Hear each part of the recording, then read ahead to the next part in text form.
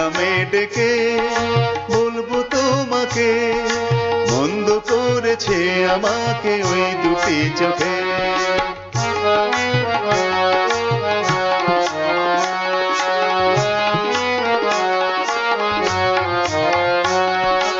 আমি যে মাতাল হাওয়ারে মতো হয়ে যেতে যেতে পায়ে পায়ে গেছি জড়িয়ে। নমস্কার দর্শক বন্ধুরা, আজকের বিষয় গণিত। গণিত থেকে নিয়ে আসছি বিভাজ্যতার নিয়ম। ইতিমধ্যে বেশ কয়েকটি সংখ্যার বিভাজ্যতার নিয়ম আমি দেখিয়েছি, ভিডিও পোস্ট করেছি বেশ কয়েকটি সংখ্যা। আজকে দেখাবো 17 এবং 19 দ্বারা বিভাজ্যতার নিয়ম কৌশল। বড় বড় সংখ্যাকে আমরা দেখে সামান্য ছোট্ট একটু ক্যালকুলেশন করে বলে দিতে পারবো সেই বড় বড় সংখ্যাগুলি 17 দ্বারা বিভাজ্য হবে কিনা, বড় বড় সংখ্যাগুলি 19 দ্বারা বিভাজ্য হবে কিনা সেই কৌশল দেখাবো। এই ভিডিও সকলের জন্য না, মূলত যারা ছাত্রছাত্রী রয়েছে ম্যাথের ক্ষেত্রে, ফিজিক্স, কেমিস্ট্রি ক্ষেত্রে ক্যালকুলেশন করতে কাজে লাগবে। গণিতে যে ফিজিক্সের অঙ্ক থাকে, কেমিস্ট্রির অঙ্ক থাকে, সেক্ষেত্রে কাজে লাগবে। আর যারা চাকরির জন্য বিভিন্ন কম্পিটিটিভ পরীক্ষা দিচ্ছেন তাদের ক্ষেত্রেও কাজে লাগবে, সকলের জন্য কিন্তু না। শুরু করছি। 17 দ্বারা বিভাজ্যতার নিয়ম। একটি সংখ্যা নেওয়া যাক 391, 391 একটি সংখ্যা নিলাম।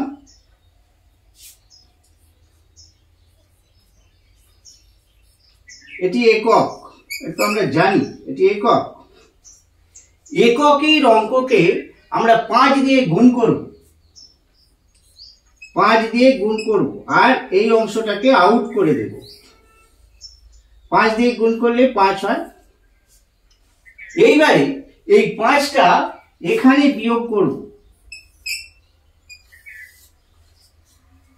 এই দিকের অংশটা কিন্তু বাদ, এই দিকের অংশটা বাদ দিয়ে যেখানে দশক শতক লেখা রয়েছে এইখানে 5টা দশকের ঘরে বসিয়েছি, ওই অংশটা বাদ দিয়ে এখানে ওই গুণফলটা বিয়োগ হবে। দেখা যাক 4, 3, 34 পাচ্ছি। তাহলে 34 এই সংখ্যাটি 17 দ্বারা বিভাজ্য। আমরা জানি 17 নামটাই আছে, 17 টেবিলে আছে। তাহলে আমরা বুঝতে পারলাম যে 391 সংখ্যাটি 17 দ্বারা নিঃশেষে বিভাজ্য হবে, কোনো ভাগশেষ থাকবে না। যতক্ষণ না আমরা বুঝতে পারছি ততক্ষণ এই পদ্ধতি চালিয়ে যেতে হবে। 3 অঙ্কের আরো একটি সংখ্যা নিয়ে আসছি, তাহলে ব্যাপারটা ক্লিয়ার হয়ে যাবে। 3 অঙ্কের একটি সংখ্যা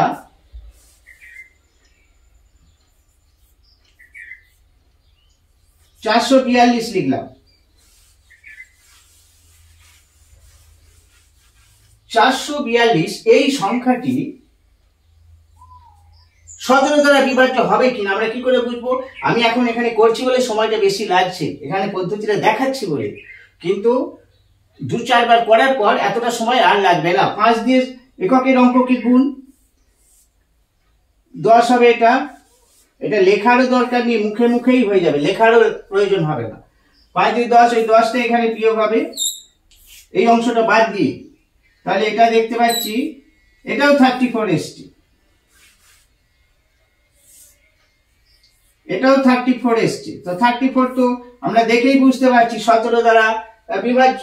তাহলে ওই সংখ্যাটি 442 সংখ্যাটি 17 দ্বারা নিঃশেষে বিভাজ্য হবে। এবার আসছি একটি 4 অঙ্কের সংখ্যা। আর এই সংখ্যাটি যদি এখানে 35 আসতো, বিয়োগ করার পর এটা যদি 5 থাকতো, আর তাহলে তো দেখা যাচ্ছে 35 17 দ্বারা বিভাজ্য না, সেক্ষেত্রে উপরের সংখ্যাটি যে 452 যদি থাকতো তাহলে 17 দিয়ে বিভাজ্য তাহলে হতো না। আচ্ছা, এবার আসছি 4 অঙ্কের একটি সংখ্যা। 4 অঙ্কে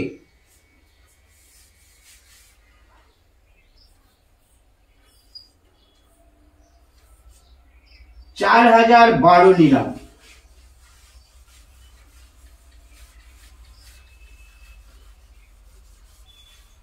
এককের ঘরে 2 আছে, নিয়মটা একই, 5 দিয়ে গুণ হবে। এটাকে আলাদা করলাম, তাহলে 10 হয়েছে। ওই 10টা এখানে বিয়োগ হবে, এই অংশটা বাদ দিয়ে এখান থেকে বিয়োগ হবে 1 9 আর এখানে 3, 391। এখন এই 391 সংখ্যাটি 17 দ্বারা বিভাজ্য হবে কিনা আমরা দেখে বুঝতে পারছি না। তাহলে আমরা কি করব? আবার সেই আগের পদ্ধতি অবলম্বন করব। এই এককের অঙ্ককে, এখন এটা একক, এখন এটাই একক, এককের অঙ্ককে 5 দিয়ে গুণ করব, করে এটাকে আউট করব 5। এই অংশ থেকে এটাকে আউট করে দিলাম, 5 হয়েছে। ওই 5টা এখানে বিয়োগ হবে 34। এবার তো 17 দ্বারা বিভাজ্য হবে, আমরা দেখে বুঝতে পারছি। তাহলে 4012 সংখ্যাটি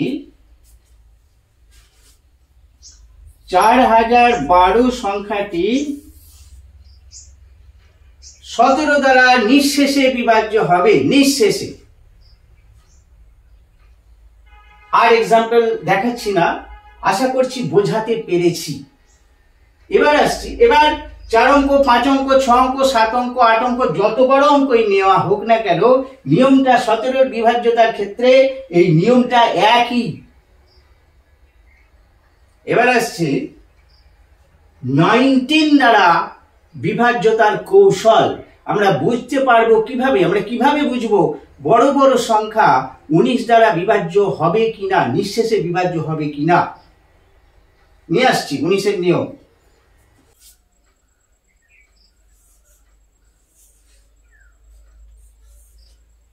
একটি সংখ্যা নিলাম 285, 285। এটা একক, দশক, শতক। এই সংখ্যাটি 19 দ্বারা, 19 দ্বারা বিভাজ্য হবে কিনা আমরা কি করে বুঝবো? ছোট্ট একটু ক্যালকুলেশন, তাহলেই বোঝা যাবে। এককের অঙ্ককে 2 দিয়ে গুণ করব, করে অংশটাকে আউট করে দেব, আউট। এককের অংশকে 2 দিয়ে গুণ করলে কত হবে? 10 হবে, 10। এবার কি করব? এই যে গুণফলটা পেলাম, এই গুণফলটা এর সাথে যোগ করে দেব। 17 নিয়ম যে দেখালাম তাতে 5 দিয়ে গুণ করছিলাম এককের অঙ্ককে, তারপরে কি করছিলাম? বিয়োগ করছিলাম। 19এরটা কিন্তু 2 দিয়ে গুণ করতে হবে, আর ওই গুণফলটা এটা বাদ দিয়ে 10 যা গুণফল হবে এখানে যোগ করতে হবে, একটু তফাৎ রয়েছে, যোগ করতে হবে। 38 আমরা দেখতে পাচ্ছি 38 সংখ্যাটি 19 এর টেবিলে আছে, 19 এর নামতায় আছে, আর 19 এর নামতা তো আমরা সবাই জানি। তাহলে এই 38 19 দ্বারা নিঃশেষে বিভাজ্য। 285 সংখ্যাটা নিঃশেষে বিভাজ্য হবে 19 দ্বারা, 19 দ্বারা। 3 অঙ্কের আরেকটি সংখ্যা নিয়ে আসছি।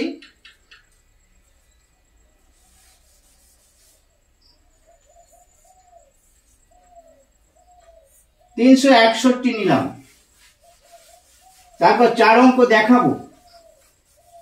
4 অঙ্ক, 5 অঙ্ক, 6 অঙ্ক, 7 অঙ্ক, 8 অঙ্ক, একই নিয়ম, একই নিয়ম। 19 এর ক্ষেত্রে 3 অঙ্কের যা নিয়ম, যত বড় সংখ্যাই হোক একই নিয়ম 19 দ্বারা বিভাজ্যতার ক্ষেত্রে। আচ্ছা, 361 নিয়েছি। এককের অঙ্ককে 2 দ্বারা, একক আছে 1, তাহলে 2 দিয়ে গুণ করলে হবে 2। এই অংশটা বাদ, 2টা কি হবে? এর সাথে যোগ হবে। এক্ষেত্রেও এসেছে 38,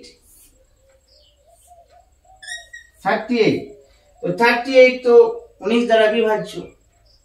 তাহলে 361 সংখ্যাটা, 361 সংখ্যাটি 19 দ্বারা নিঃশেষে বিভাজ্য হবে। এবার আসছি 4 অঙ্কের একটি সংখ্যা নিয়ে, 4 অঙ্ক।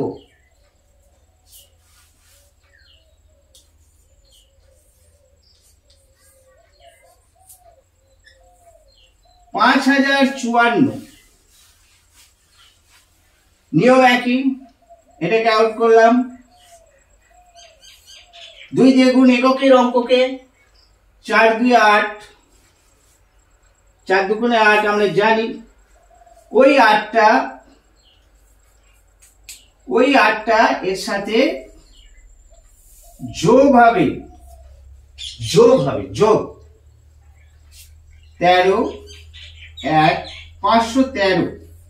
আমরা কিন্তু দেখে বুঝতে পারছি না 513 সংখ্যাটি 19 দ্বারা বিভাজ্য হবে কিনা, আবার সে আগের পদ্ধতি অনুসরণ করতে হবে। এখন এটাই একক, 513, এখন এটা একক, তাহলে এই একককে 2 দ্বারা গুণ করব, তাহলে 3 2 6 হবে এটা। ওই 6টি এখানে যোগ করব, নিয়ম একই, বারবারই বলছি নিয়ম একই। 7 57 57 তো 19 এর টেবিলে আছে, 19 এর নাম তার, তো কত হবে এখানে? 3 হবে। তো তাহলে এই যে 5054 সংখ্যাটি, 5054 এই সংখ্যাটি 19 দ্বারা, 19 দ্বারা নিঃশেষে বিভাজ্য হবে, আমরা বুঝতে পারলাম। আর এই ক্যালকুলেশনটা করতে আমার যতটা সময় লাগছে, কিছুক্ষণ 2-4টে সংখ্যা করার পর এতটা সময় আর লাগবে না। আশা করছি বোঝাতে পেরেছি। এরপর আসছি পরবর্তী ভিডিও নিয়ে। 23 দ্বারা বিভাজ্য, 29 31 37 এই বিশেষ সংখ্যাগুলো দিয়ে বিভাজ্যতার নিয়ম এর পরবর্তী ভিডিওতে নিয়ে আসছি। সাথে থাকুন, দেখতে থাকুন, খুব শীঘ্র আবার দেখা হচ্ছে।